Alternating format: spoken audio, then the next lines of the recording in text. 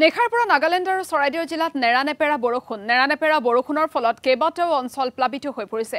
মথুৰাপুৰ, পানীজান, গছিকলা, দেওহাল, দোৰা গাঁও, টেঙাপুখুৰীত বান, বাঢ়নী পানীয়ে বুৰালে পথ, পুখুৰী, কৃষিভূমিৰ বিস্তৰ এলেকা। আমি কিছু পৰিৱেশ আপোনালোকক এই মুহূৰ্তত দেখুৱাইছো। নাগালেণ্ড আৰু চৰাইদেউত হোৱা নেৰানেপেৰা বৰষুণৰ ফলত বিস্তীৰ্ণ অঞ্চল প্লাবিত হৈ পৰিছে। কেইবাটাও অঞ্চল বানৰ কবলত। মথুৰাপুৰ, পানীজান, গছিকলা, দেওহাল, দোৰা গাঁও, টেঙাপুখুৰীত এয়া বান পৰিস্থিতি। বাঢ়নী পানীয়ে বুৰাই পেলাইছে বাটপথ, পুখুৰী, কৃষিভূমিৰ বিস্তৰ এলেকা।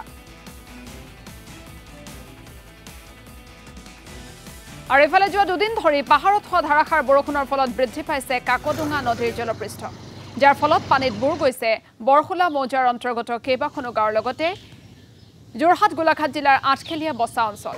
বৰকছাৰীতো কেইবা ঠাইত মথাউৰি ছিগাৰ ফলত বহুতো পৰিয়ালৰ ঘৰবাৰী আৰু খেতিপথাৰ বুৰ গৈছে বাঢ়নী পানীত।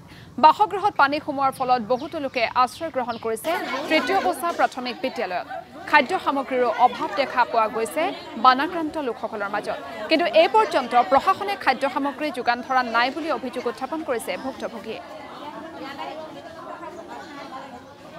আমাৰ যোৱা নিশা যিজাক বৰষুণ হৈছিলে ইয়াত ধাৰাসাৰ, সেই বৰষুণ জাগে আমাক কি কৰিলে, এই কাকডোঙা মথাউৰিয়ে পাৰ ভাঙি আহি আমাৰ পদূলি বুৰি আপোনাৰ গোটেই পানীত সমস্যাত পেলাই দিছে প্ৰায় 100-150 ঘৰমান মানুহ। এইখিনি মানুহৰ কাৰণে এতিয়া আমি কি কৰিব লাগিব, আমাৰ এই কাকডোঙা মেইন মথাউৰিটো আমাক মাৰি দিব লাগিব। এইটো মাৰি দিয়াৰ লগে লগে আমাৰ ৰাইজে বহুতখিনি তৎ পাব, কাৰণ কেলৈ পানী সমস্যা বৰ ডাঙৰ সমস্যা। যি নেকি ভাত সাঁজ বনাই খাবলৈ জেগা নাই আৰু মানুহৰ চৌ পাতিবলৈ জেগা নাই, গৰু ছাগলী দিবলৈ জেগা নাই। কি অৱস্থা হৈছে আমাৰ এইবোৰ চব পানীয়ে কৰিছে। তেতিয়াহ'লে এই নদী পাৰটো কটকটীয়াকৈ মাৰি দিয়ক। আমাৰ এই তেতিয়া ৰাইজে বহুত ইয়াত মানে খাবলৈ থাকিবলৈ সংস্থাপন পাব, গৰু ছাগলী এটা পুহিবলৈ জেগা পাব। যদি সেইটোকে নকৰিব, আমাৰ এই এনেকৈ যদি নদী মথাউৰি ভাঙি থাকিব, আমাৰ পানী জলত আমি কিমান ডুবি থাকিম।